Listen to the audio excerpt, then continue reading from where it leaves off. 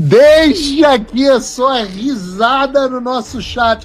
Desmarque a reunião com o Haddad. Não adianta fazer biquinho, cara de triste e reclamar na Globo News. As pessoas mais poderosas do Brasil, não é verdade? Ah, que delícia! Você viu a treta que deu? Ontem meu celular não parou com os jornalistas na mídia inteira empolvorosa por causa do Haddad.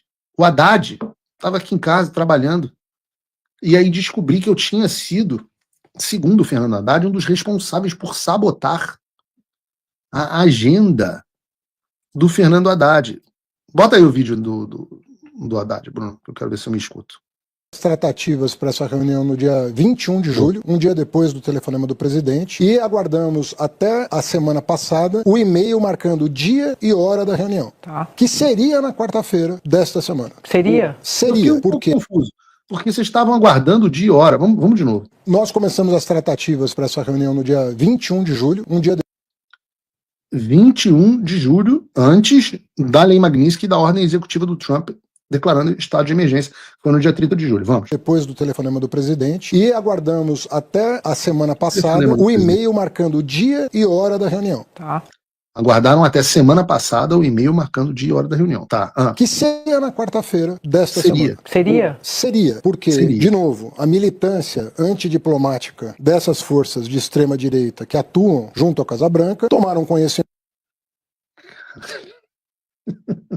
da minha fala, porque eu dei a público que eu ia me reunir com o Bessent na quarta-feira, e agiram junto a alguns assessores ali do presidente Trump. A reunião com ele, virtual, que seria virtual na quarta-feira, foi desmarcada.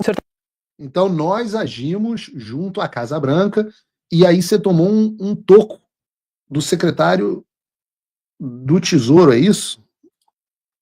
Então, deixa eu ver se eu entendi. Um deputado licenciado, ou sem a condução do mandato, não entendi. E um pseudo-jornalista derrubaram a agenda do ministro mais importante do país. Está dizendo que teve uma articulação feita pela extrema-direita nos Estados Unidos que resultou no cancelamento dessa reunião com o Bessent que estava marcada para quarta-feira. Sem nova data. Cadê a musiquinha do Chaves? Essa musiquinha do Chaves tem que botar, né? Essa tinha que botar. E tem mais, esse vídeo é maior, vocês acabaram editando, mas o vídeo era maior. Tem ele assim falando, não, foi uma coisa chata. Cara, meu irmão, que dó, velho. Que dó o ministro da Fazenda, irmão, que vexame. Que vexame. Vocês passam muita vergonha. A gente agora, impressionante como a gente entrou na cabeça do Haddad, né? Porque eu e o Eduardo tivemos que publicar uma nota à imprensa. Eu vou ler ela aqui para vocês. O deputado, assinada por mim, né? O deputado Eduardo Bolsonaro e eu, porque foi no meu X, tomamos conhecimento das declarações do ministro da Fazenda, Fernando Haddad, que tentou atribuir à nossa atuação nos Estados Unidos o suposto motivo para o cancelamento de uma reunião com o secretário do Tesouro americano, Scott Bessent. Haddad, aí eu disse assim, número 1, Haddad prefere culpar terceiros pela própria incompetência, enquanto Lula só fala besteira por aí e inflama a crise diplomática, que é verdade. Há quase 2 semanas, o presidente Donald Trump declarou emergência econômica nos Estados Unidos, apresentando de forma clara as razões. Até que o Brasil enfrente esses pontos, qualquer reunião será mera encenação e, portanto, inútil. 2. Não temos nem pretendemos ter qualquer controle sobre a agenda do secretário do Tesouro dos Estados Unidos. O Sr. Bessent é um profissional admirável que cumpre as diretrizes determinadas pelo presidente e preserva única e exclusivamente os interesses do povo americano. E 3. Nesta quarta-feira, embarcaremos novamente para Washington, D.C. para uma série de reuniões com autoridades americanas, porque mantemos portas abertas. Talvez Lula também as tivesse, se em vez de proteger o próprio regime e fazer bravata ideológica, colocasse a diplomacia e o interesse nacional em primeiro lugar. Assinam a nota Eduardo Bolsonaro e Paulo Figueiredo. Não dá para imaginar que eu e o Eduardo ligamos para o Departamento de Tesouro e falamos: desmarque a reunião com o Haddad. Ora, infelizmente, Haddad, você não tem relação com o governo, porque o teu presidente está aí jogando truco com os Estados Unidos. Nós mantemos a porta aberta e tratamos de maneira objetiva os problemas que nós elencamos, que tem a ver com o que eu estava falando aqui. Que não tem bravata ideológica. Nós temos um objetivo que é um objetivo do bem para o Brasil. Enquanto isso, vocês do falido e acabado governo Lula fingem que não podem fazer nada para resolver a crise e tentam surfar na onda para ganhar popularidade. Aliás, estratégia que falhou miseravelmente. Vocês do governo Lula do Supremo comecem a levar a situação a sério. Senão vão ter reunião cancelada, vão ter porta na cara. Vocês acham que o Scott Bessent vai perder o tempo deles ouvindo vocês dizerem que o motivo das tarifas é comercial? O presidente Trump diz a razão da tarifa é emergência econômica em relação às violações políticas que vem acontecendo no Brasil. E o ataque a cidadãos americanos, etc, etc. Aí o governo Haddad vai lá e responde, não, esse assunto a gente não discute. Então vai fazer o quê? Em reunião é encenação. Não adianta fazer biquinho, cara de triste e reclamar na Globo News. Você vai resolver a tarifa Moraes, está explicado pelo governo americano. Eu vou deixar aqui para vocês a minha participação ontem na One American News, aqui no ar. Joining me now, award-winning journalist and grandson of former Brazilian President Paulo Figueiredo. I'm working on this, right? Very special guest, Paulo Figueiredo. How did I do?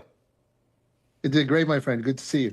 Before we went on air, I'm talking to Paulo. I'm like, I don't want to screw this up. And he's running through every single syllable. And I think I did okay. I wanted to, Figueiredo. Good? That's pretty good. That's pretty good. How are you doing, my friend? Better than I deserve. Yeah, it's great to talk to you. Look, I've been following your story. I've been following Brazil very closely.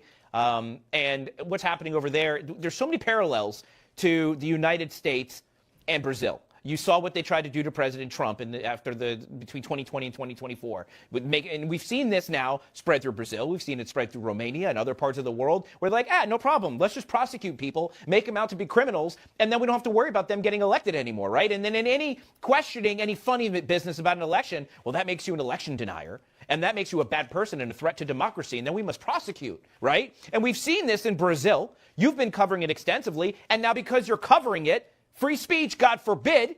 What, now they've turned their sights on you. Can you talk about what is happening in Brazil? Because people in the United States need to pay attention on how this is spreading around the world and why what we do here directly impacts freedom and democracy around the globe. Well, I often say that Brazil and the U.S. have the same virus. We just have different immune systems. Everything that's happening in Brazil happened some way or the other in the United States, and it was actually created within the United States and exported by the Department of State worldwide. That's why you see so many similarities between what's happening in the United States and in other countries. This weaponization of the judicial system is something that was created in the United States. They tried to do with President Trump what they are doing with former President Bolsonaro. For our audience that are not familiar with who President Bolsonaro is, he is considered the Trump of the tropics. He was elected in 2018, 2 years after President Trump got elected here in the United States for the first time. Also very conservative, with part of the same national populist movement, an outsider that went against traditional partisan politics in Brazil. And he did a government very much aligned with the government of President Trump. Again, in 2020 in the United States, in 22 in Brazil, the establishment found a way to pretty much steal the election. They stole the election here, they stole the election in Brazil, different methods, but the same strategy. And President Bolsonaro obviously had to leave power. And anyone that tried to question it was called election denier. Everything was called a big lie. People revolted and stormed the government buildings in Brazil in January 8th instead of January 6th. People were called domestic terrorists and sent to prison for very long sentences. There was a congressional committee trying to investigate it. They deleted evidence in Brazil. There were signs of agent provocateurs and deep state agents infiltrated. We even had the head of security of the Brazilian government handing bottled waters to protesters that were inside the building. So many similarities. People were sent to prison for 2 decades in very harsh sentence, more than 1,000 people in prison. And then President Bolsonaro is now being prosecuted for a so-called coup d'etat, something like an insurrection. So you can't make this up. It's so similar that looks like a Bollywood version of an American movie in Brazil. So that's the way it is. I mean, you're right. It is shockingly similar. Considering how shockingly similar it is, you have to wonder, it's the same playbook. Well, who's writing the playbook then? Well, that's a very good question. That's hard to answer without getting to conspiracy theories, but I'll give you the facts. They're hypotheses now. They're not theories anymore. Every conspiracy theory has turned proven true, at least here over the last few years. So I'm calling these conspiracy hypotheses. But please proceed. Well, what's happened? Actually, we know some facts. Just for example, we know that the USAID more than triple the amount of money sent to Brazil when Bolsonaro became the president.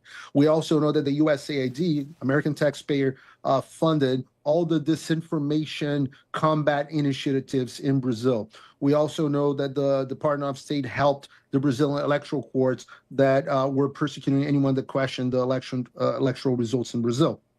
We also know for a fact that in the same year, and that never happened before, the United States sent some top officials, the election year of Bolsonaro, the election year actually of Lula, that Bolsonaro was running for re-election. They sent Victoria Nuland, they sent Jake Sullivan, they sent Bill Burns, they sent Lloyd Austin, they sent everyone to Brazil to meet and to put pressure on government and some military officials to not question the election results. So I don't know who's writing the playbook, but I'm pretty sure it comes from here, and it was funded by American taxpayer money. Wow. So as far as the next phase in this, I got about a minute left. You, of course, they've turned their sights on you. You're just a journalist. Not just, you're a great journalist. But I'm saying you're a journalist. You're not in government, yet they don't like what you have to say about it. So what are they trying to do to you? Well, they're trying to put me in prison for 40 years in the same case as Bolsonaro because I pretty much reported what was going on in the discussions that were happening in 2022. What's happening right now in Brazil is that obviously the president, who's the socialist Lula da Silva, won't give a presidential pardon like Trump did with the J6ers. But the Congress in Brazil is discussing an amnesty bill that should be discussed, should reach the floor within the next 2 weeks or so. If granted, it would release President Bolsonaro from prison and also anyone else that was politically persecuted, just like myself. The problem right now is that the Speaker of the Brazilian House is under threat of the Justice of the Supreme Court that rules the country, Alexandre de Moraes, the guy that was sanctioned under the Global Magnitsky Act by the Trump administration 2 weeks ago. So a lot of going on in Brazil. Brazil is going to decide its destiny in the next month or so, in a way. So it's very exciting times. Wow. Paulo Figueiredo, thank you so much for joining. I'm going to watch your case very closely. People should, I mean, you have all the followers in the world. I don't know if there's any followers left for you to collect, but if people want to follow you and follow your work and everything that's going on, where can they go? They can go at Rio P. Figueiredo, as they see on the screen. It's hard to pronounce, but easy to type. So go ahead, and I'll be there. Fantastic. Thank you, my friend. It has been an honor getting to know you, and it is my honor to have you on this show as well. And we'll talk again real soon.